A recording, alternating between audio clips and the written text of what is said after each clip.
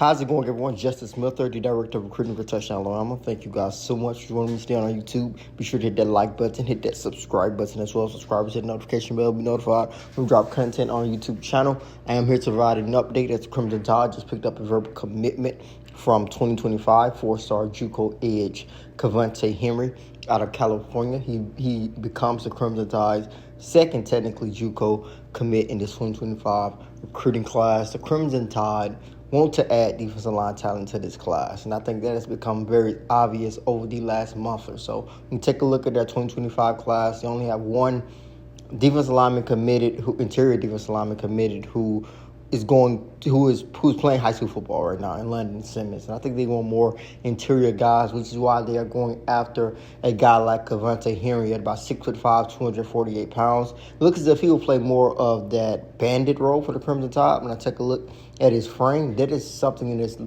little bit interesting about the Crimson Tide.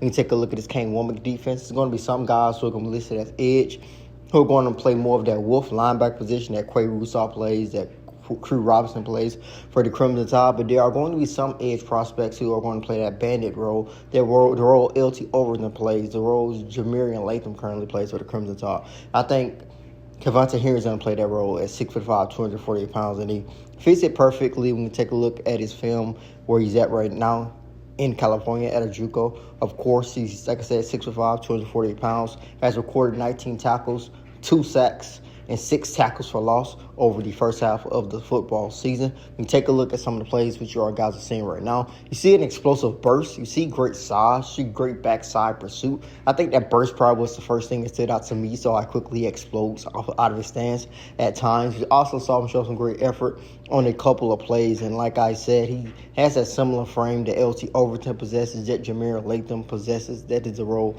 I think he will play for the Crimson Tide. I think he's a great insignificant get for the Tide because they want, like I said, they want to add some more defensive line talent to come in to add to the roster immediately. Because when you take a look at their roster currently, they could lose a lot of the guys that they play right now. They're already going to lose Jaheim Otis because he's going to hit the transfer portal. He's redshirting the rest of the football season.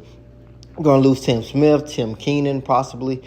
He could possibly leave as well. He'll have a decision to make. Of course, I think he has an opportunity to come back due to, I think, a fifth year senior year, if I'm not mistaken. So Tim Keenan is a guy who you could possibly lose. Like I said, Tim Smith, David Payne. It'll be interesting to see what he will do after this football season. So you could lose a lot of talent that plays right now.